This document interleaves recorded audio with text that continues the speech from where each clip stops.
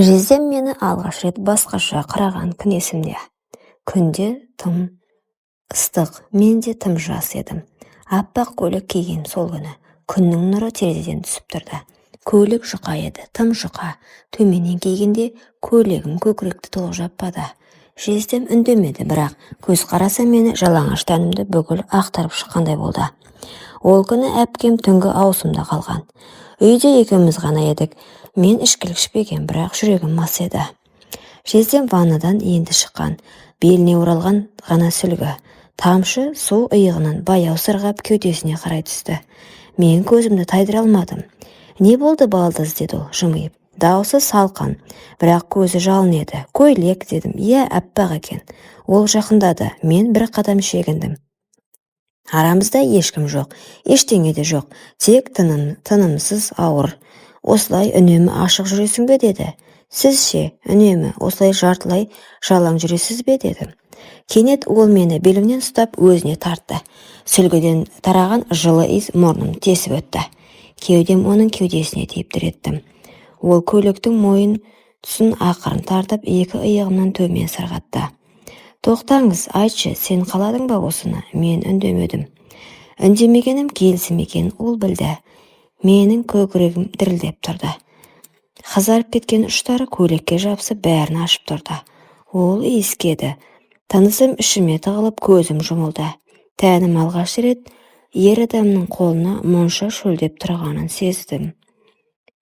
Оның алақаны менің белімде тұрғанда мен бүкіл санам сөнгендей болды.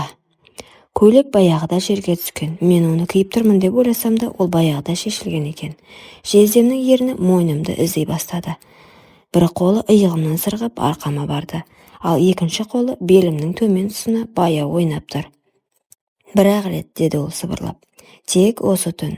Мен басымды изедім бе жоқ па білмеймін. Тек кеудемде дүрс-дүрс етіп соққан жүрекпен көзімде еріксіз келген жас, кінә мен құмарлықтың арасында шекараны сызып тұрды. Ол мені ақырын төсекке жатқызды. Төсек сықыр етті, аузыма сөз келмеді. Көйлегімнің жұп-жұқа матасы оның алақанының ыстығын жасыра алмады. Ол мені қалап тұрды, ал мен әлдеқашан беріліп болғам.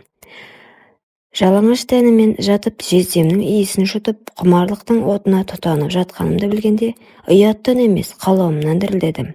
«Сен тым тәттісің», деді ол. Апам білсе ше, білмейді. Ол мені итермеді. Әр қимылы ішімде ұят пен ләззаттың күресін бастады. Сол түні мен алғаш рет өзімді әйел сезіндім. Жезделік емес, ер адамның құштарлығынан, тәртіп емес, құмарлықтың заңымен. Таң атқанда оның иығында ұйықтап жатыр екенмін. Терезеден сыза түсе бастаған түнгі құмарлықтың лебі баяу басылып шындық иығымнан түсті.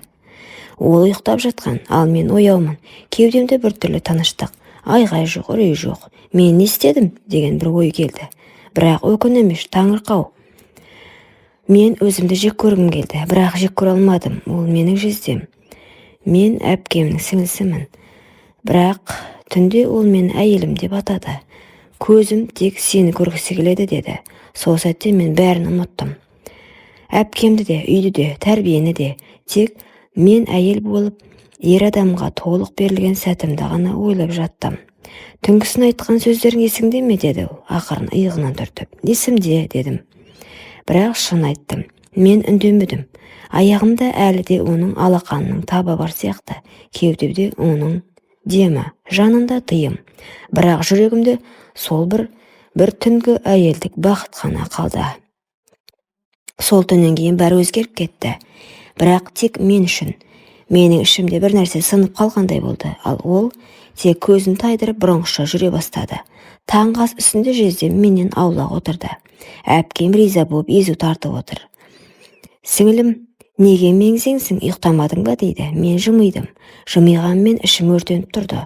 Түнде мен оған тәнімді ғана емес, жанымды беріп қойғанымды енді ұқтым. Бірақ ол маған тек түннің құшағы керек болғандай. «Кешегі не нәрсе еді?» деді ол.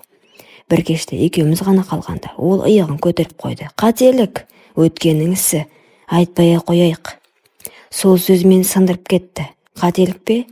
Мен жыладым, бірақ үнсіз. Қасындағы әйел болғым келді, бірақ ол тек құшағында қыз болуымды ғана қалаған сияқты. Жарайды, ендеше мен де ұмытармын дедім дірілдеп. Ұмыт, сол дұрыс болады. Бірақ мен ұмыта алмадым. Сол түні ғана өзімді толық әйел сезінген едім, ал бүгін жай ғана алданған сіңілі екенмін. Жездем мені ұмытып кеткен шығар деп ойладым. Күндер өтті, ол маған салқын.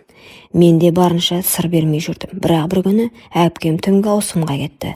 Ал мен ас үйде ыдыс жуып жатқанмын. Ол келді. Қолыңды қатты жарақаттап алыпсың ғой деді. Сол кезде мен саусағымнан аққан қызыл ізді байқадым. Неге байқамадым деп өзіме таңғалдым. Бірақ ол қолымды алды, ақырын сүйді. Жаным ауырса да менің жүрегім сыздайды деді. Бір сәтте жүрегім тоқтап қалғандай болды. Сен ұмытпадың ба дедім ақырын. Ол ештеңе демеді, тек итеріп жібергендей болды. Ұмытуға тырыстым. Бірақ сенің иісің, сенің тәнің, сенің жанарың менің түнімде жүр. Сол сәтте менің көзім жасқа толды. Бұл қайта жалғастар ма екен деп үміттендім. Ол мені есікке апарып сүйді, мойнымды, иығымды.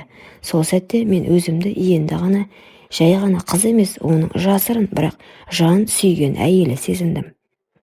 Көйлек ішіндегі денем от болып жанып тұрды. Ол мені төсегін емес, үстел үстіне сүйреді. Және сол жерде бір кездері қателік деп атаған түннің жалғасы қайта басталды. Арада бірнеше ай өтті. Әпкемнің бетіне тіке қарай алмай жүрмін. Ішімде не болып жатқанын білсе де, ол мені тірідей көмереді. Бірақ мен де тірі өлікке айналып бара жатқандаймын. Бүгін таңертең жүрегім айнып құсып жібердім. Басым айналып бір сәт еденге отыра кеттім. Әпкем уайымдап клиникаға алып барды. Аяғым ауыр, бірақ бұл ең қорқыныштысы емес. Мен баланың әкесі кім екенін нақты білген сияқтымын. Себебі соңғы рет ол менің жаныма түннің бір уағында келіп еді. Жанымда жатқан әпкемнің өзі түсінде бір нәрсе көріп аңырсып жатты, ал мен үнсіз көзімді жұмған күйде дірілдеп жатқанмын. Ол менің жаныма кіріп келгенде жүрегім дүрсілдеп кетті. Тыйым салынған, бірақ құмарлықпен боялған сол сәт менің есімді де еркімді де алып кетті. Ол мені үнсіз итеріп, жанымды езіп жатты. Мен қарсы келмедім, себебі мен мастықта жүргендей болдым. Бүгін кешке әпкем үстелінде отырғанда телефонына бір видео келді. Мен үстінен қарап қалдым. Жүрегім тоқтап қала жаздады. Бұл менің өз бөлмемде киімсіз жатқан кезім. Бұл не деді әпкем сыбырлап. Оның даусы дірілдеді. Көзі шытынап, ерні дір-дір етті. Мен үндемедім. Мен жылаған жоқпын. Тек үстімдегі көйлекке қарап, екі қолымды қысқан күйде тұра бердім. Ол кетті, артына да қарамады. Сол сәттен бастап ішімде бір өмір өсіп келеді. Бірақ бұл баланың әкесі кім екенін білемін. Әпкем мені кешіре ме? Ол енді мені көргісі келе ме? Білмеймін. Бірақ мен бір нәрсені анық білемін. Мен сол түннен бастап ешқашан бұрынғы қыз емеспін. Бәріне өзім кінәлімін. Құмарлық тәтті, бірақ сол тәтті кейін уға айналады. Оны ішіп қойған адам мәңгі шөлдегендей өмір кешеді екен.